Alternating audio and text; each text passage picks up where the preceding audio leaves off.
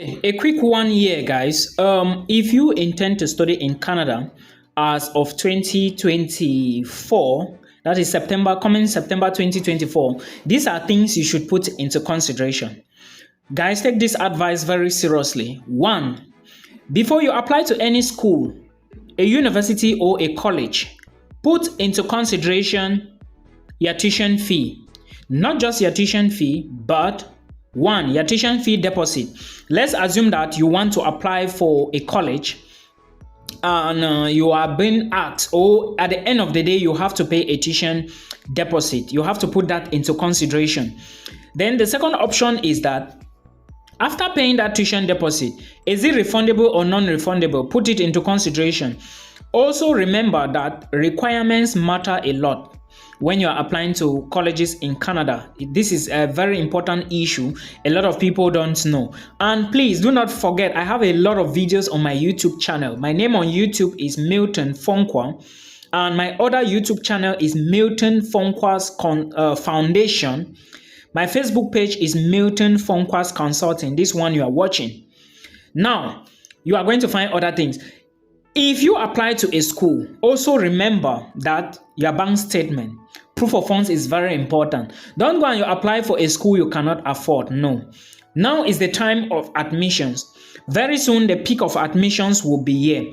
And you may need to show a lot of things, or you may be required to do a lot of things at a shorter duration. For example, if you delay without doing your application, when you are doing the application, it will take time for the admissions team to look at them because they will already have a lot of files to treat. And this way you will delay. Secondly, your visa application is going to delay. And if your visa application delays, you are in serious trouble. Do you know why? The Canadian government is saying that they want to reduce the rate of which, or the rate at which they give student visas, which means that if they were giving 1,000 visas before, they might take out 300 people and they will issue visas to 700 people. So now, if you go late and you apply for your visa, do you stand a chance to be among the 700? No way. So please put this into consideration. It is very, very important. This is just a piece of advice I wanted to give to you. So please remember it, always remember it, and put things into consideration. Till we meet again in another one.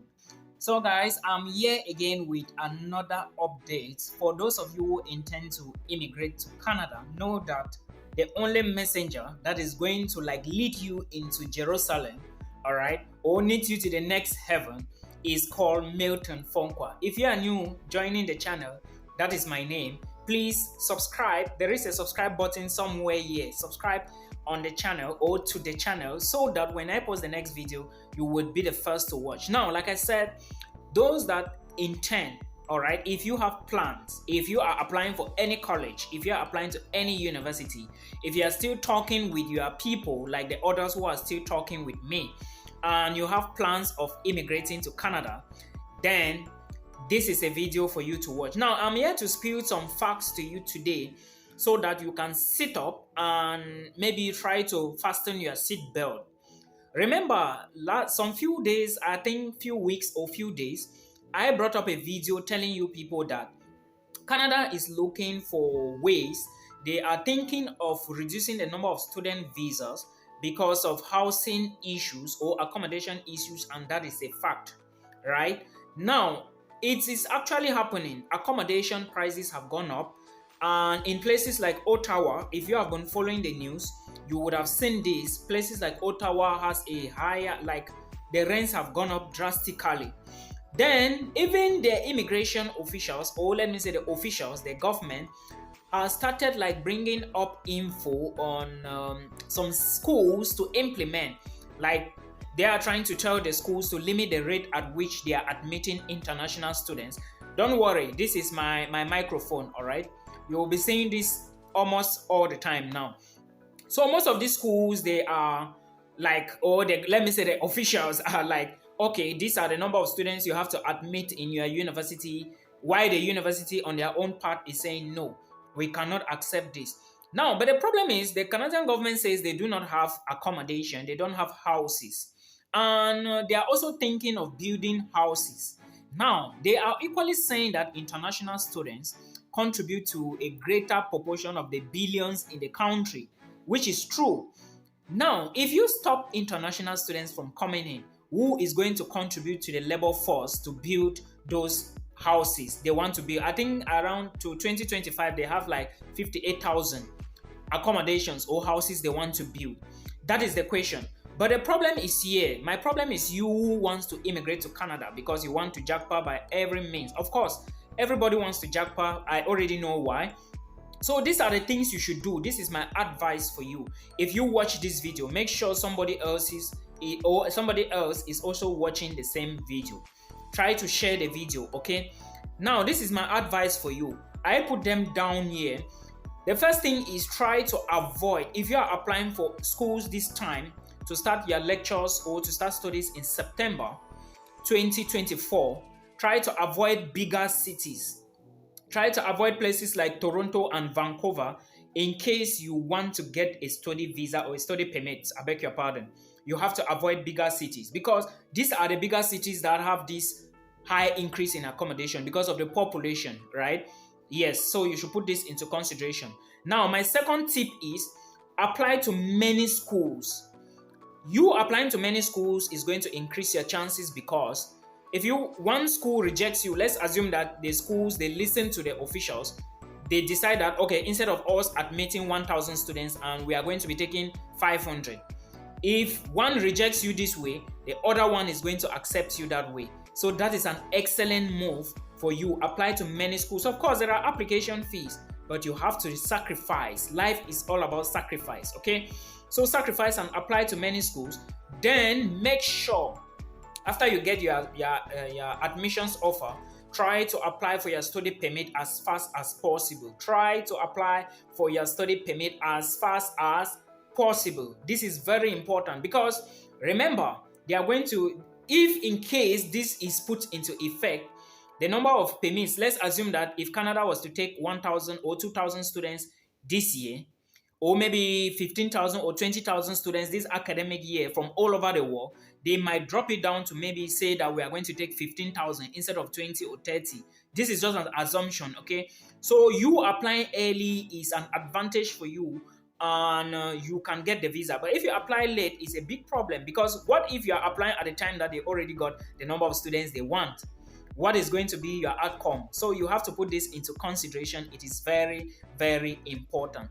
Again, make sure that your study permit is stronger. Make sure you put a very solid study permit application. This is not a joke, guys. What I mean by a solid study permit application is you have been watching my videos. You already know what to do. Put everything I've been teaching you on here into effect. Put it again. First, program choice. Program choice. Very, very important. I was talking to somebody this morning on a one-on-one consultation. She was like, okay, Milton, I want to apply for something I did in Cameroon. What I'm doing in UAE now, I don't like it.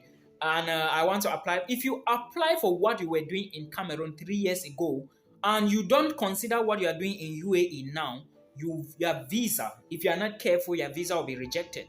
You have to apply for what you are doing at something related to what you are doing presently, not what you did 4 years ago. No, if you have been watching my videos, you will understand all these things I have always said here.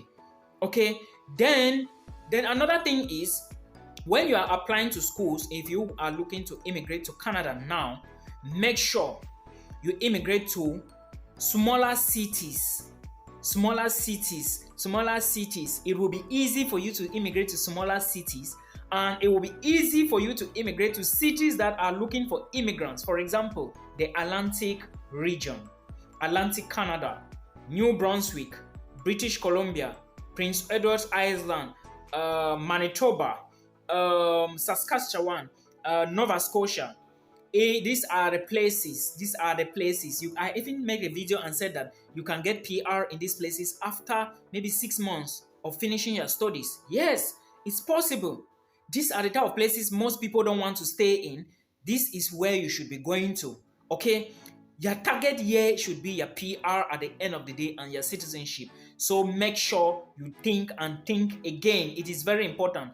Go to smaller cities and, of course, it's easy for you to, because when they are going to be looking at the study permit, trust me, the visa officer will also be looking at people who want to go to these areas. You have to consider this. This is a fact, guys. Put this into consideration.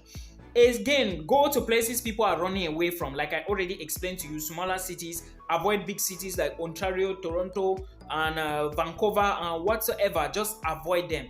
Apply to many schools. Apply early for your visa application. It is important. I hope this video is going to help somebody. Like I said, housing in Ottawa is something else. It has started already. Bigger cities like now, for you to share accommodation with people, you need at least $600. So looking at it, if you guys are many and you get your study visas, right, you can galvanize yourself. Maybe if you guys are in Nigeria or Cameroon or Ghana, arrange yourself in a group of maybe 1, 2, 3, 4. When you go in there, when you arrive, you get one accommodation. You can get something for $1,200, $1,300 per month, or $1,400. Then you share between the 4 of you. All right, you pay maybe $600. $600 times 2 is for the 4 of you. If you share one accommodation or one apartment, 3 or 4 people, one person should be paying. 4 people will pay like maybe $400 each. Maybe 3 people will pay like how much? Is it $450? And you see, so it's easy that way. Galvanize yourself. Now I'm talking to you. If you watch this video, try to apply early and do the same thing. But make sure you are doing with people you know them. I have lived with people before in a foreign country, so I know what I'm talking about. Please put this into consideration. It is very, very important. I hope this video helps you. If you don't know, I'm called the Anointed Village Boy, and this is the latest microphone. Till we meet again. More videos will be dropping. There are schools which are open in Europe, so I will be bringing those videos as well. For those of you who don't have money to move to Canada, you can consider Europe, okay? So see you